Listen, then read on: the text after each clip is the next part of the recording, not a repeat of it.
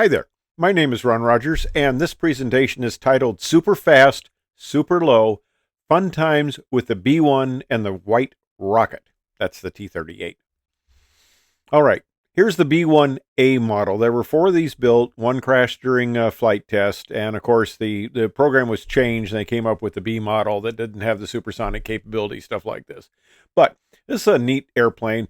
And I had a chance to fly it, chase on it many times, but this mission I'm going to tell you about was chasing the launching of the short-range attack missile. Now, this missile, it came in the inventory, it's gone out of the inventory, but the Scrm was an air-launched supersonic air-to-ground missile, and it was designed to attack targets from either high or low altitude in any direction from its carrier aircraft. It had a range of about 115 miles, so this is short range. And it 2,200-pound missile, you guys can probably read this. It had a rocket motor, and they weren't cheap, okay? So, there were 3 of them loaded in the center bomb bay. The B-1 has 3 bomb bays. It has a forward, center, and aft. And these missiles were going to be launched out of the center bomb bay. And I was going to, I had a very interesting chase mission position.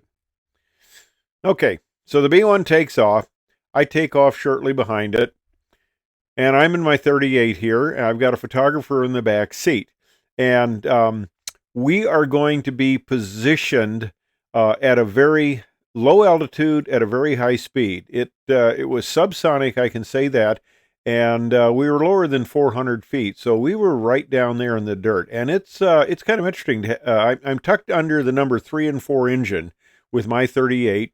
I got this big B-1 up over above me, and the ground going back real fast. Now, the parameters for this launch and this mission were classified. And the funny thing is, nobody calls me up. The phone doesn't ring downstairs, and they say, hey, remember that mission that you chased back 50 years ago?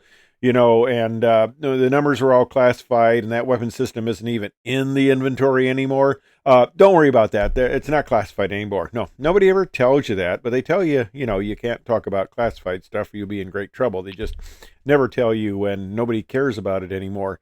In fact, when I was at Boeing, we came across old documents that had secret on them, and they were the B-47 radar manuals. And my boss and I looked at each other and we go, I bet these have been declassified by now.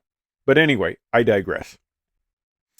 All right, let's talk about the test mission out here. We're in the Edwards airspace, and that's special use airspace, so we can be supersonic or, below. Typically, we had supersonic corridors, and you could kind of fudge that a little bit too.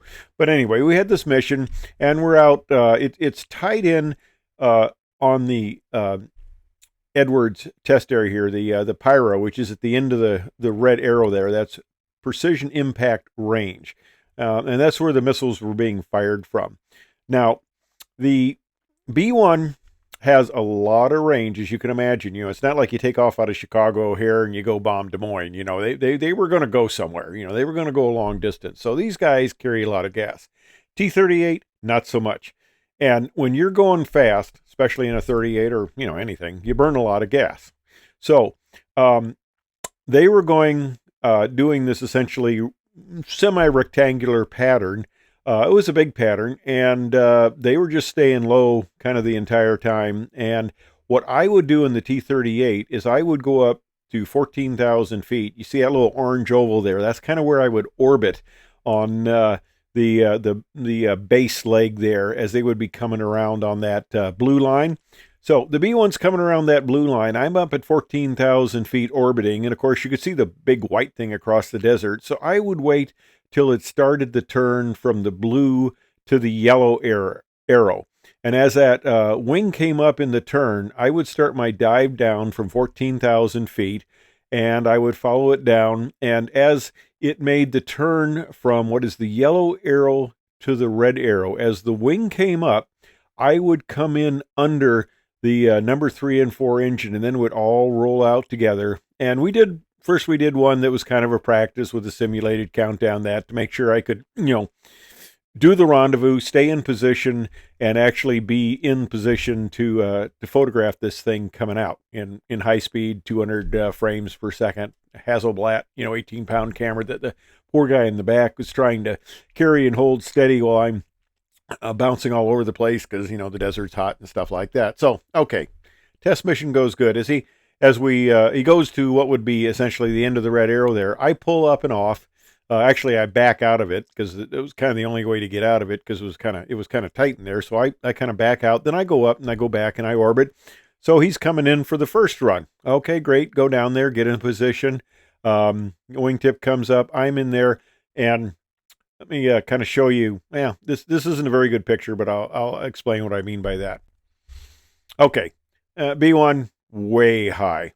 Okay, and that's a Alchem, an air-launched cruise missile. That's not what I was chasing, but it is coming off what looks like the center bomb bay door. And the guy in the F-18 chasing it, the F-18 didn't exist back then. It was still just initial test program, but he's farther out. Now, you imagine looking at the 38, the way that back seat is with the canopy, you got to be in close and a beam to basically what you're taking pictures of, or you don't get a very good angle on it. So I'm up under that engine, so I'm in really tight, and this is really kind of cool because when they drop the Elcom, it comes down and it hangs for a second right below the bomber. It's really cool. I don't know if it's in the slipstream or what, but it's like it hangs there for a second. And it's almost like it's in what would be lead position formation on my aircraft. I mean, that's how tight this thing is. And, I was really young and stupid. The more in my 20s, the more I think about that, the more crazy I think this whole mission was as far as being just a titch dangerous. So this Alchem comes down and the SRAM comes down and the engine fires and away it goes. And of course, the B-1 can see it come out front. Well, we do this two more times, and we get two more good launches, and then we're coming around in the fourth one, and this is my final one anyway because I'm running out of gas.